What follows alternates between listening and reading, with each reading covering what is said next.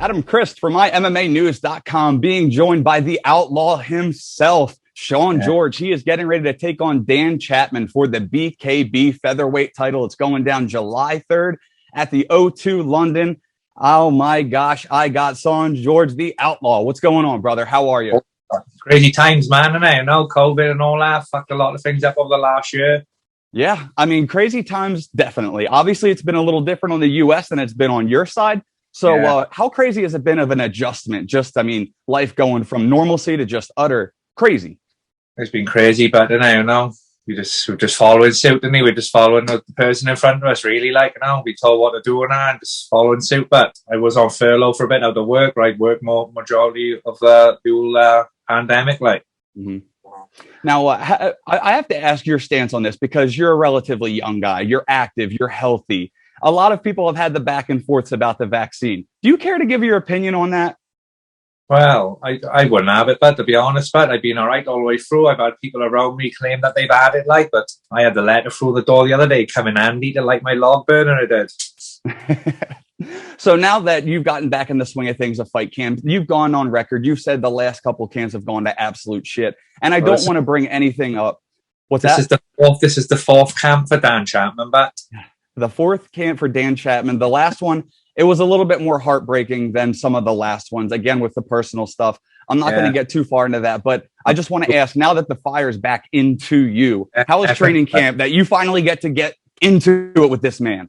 Yeah, I'm really happy, but you know, things have gone to plan straight away in the routine. I won't have time off work this time. I just stick to what I know about, get up in the morning, run or do strength conditioning, then go off to work, then obviously eat only what I got with me then, like, so the diet will be on point, and then come home in and train again, and then vice versa next day, and so on, like, you know, routine.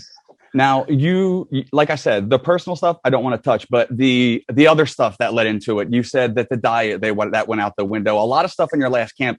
What have you done to make sure that that's just nullified, non-void? It's not going to happen this fight camp. You're surely focused on it.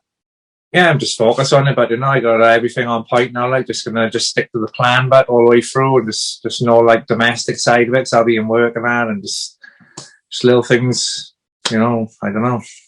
How hard is it to balance being just the alpha male dominant athlete that you are, and then being the father, the family man on the side? I mean, that's just quite a balance and quite a difference of character.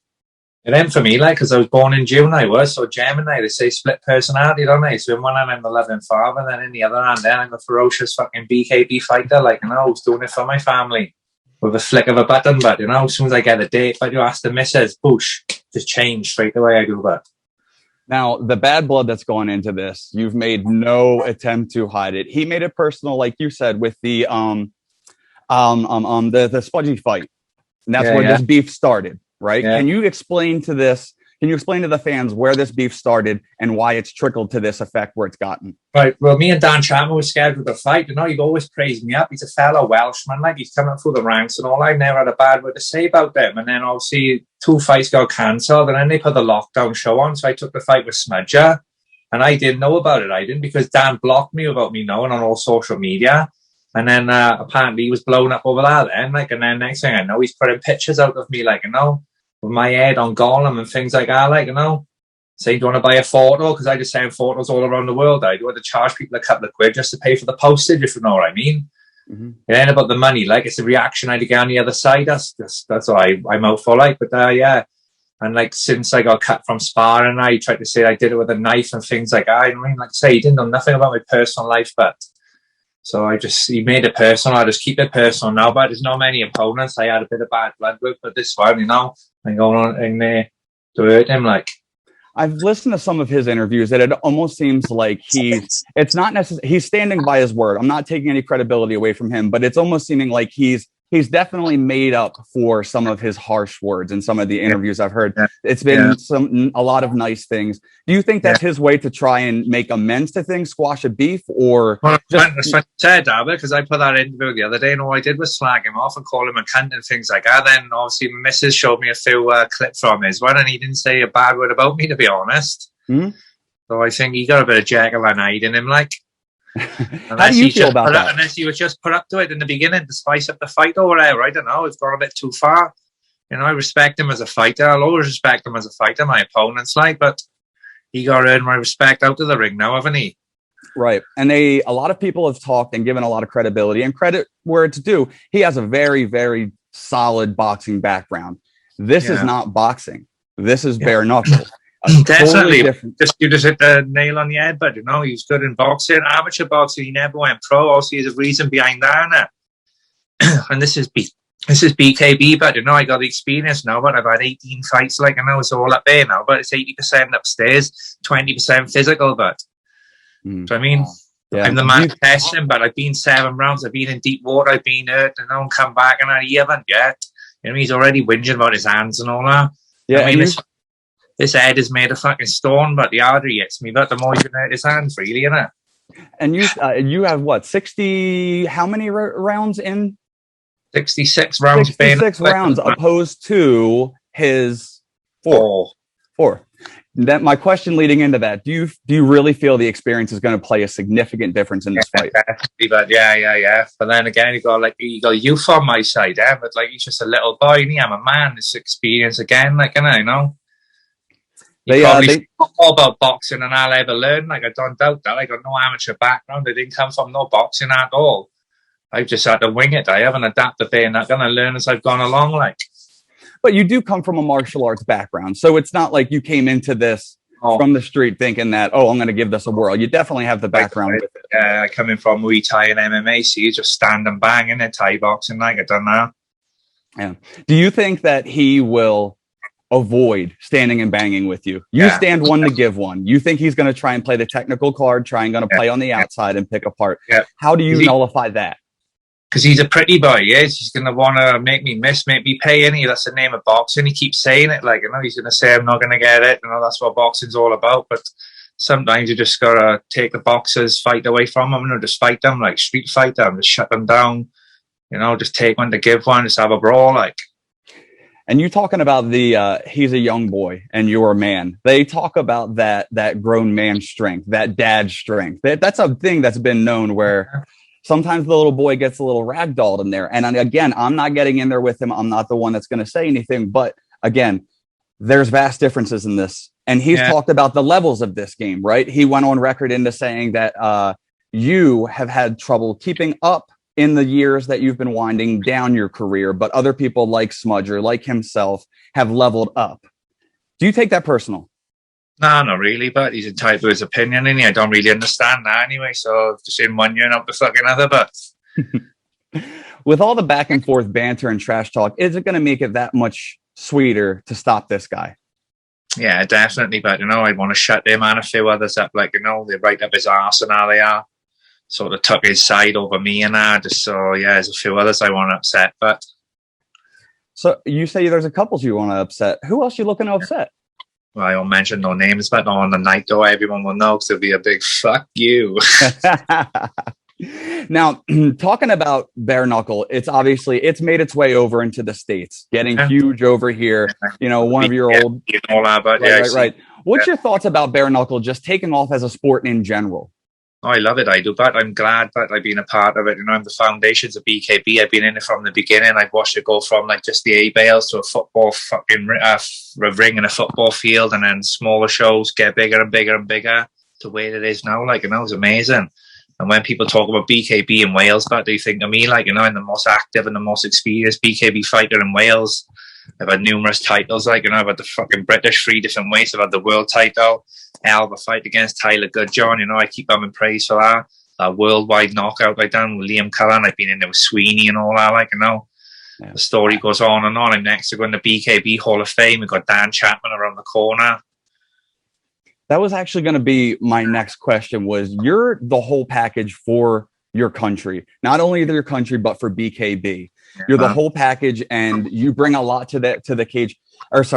You bring a lot to the ring. But what I'm getting at is the fans. I've seen some of your fans post. They won't even order a fight unless Sean George is on the card. You have loyalty. You have diehard fans. What do you think about you as a person, as a character, as a persona in fighting that draws people in? It makes you such a draw in itself.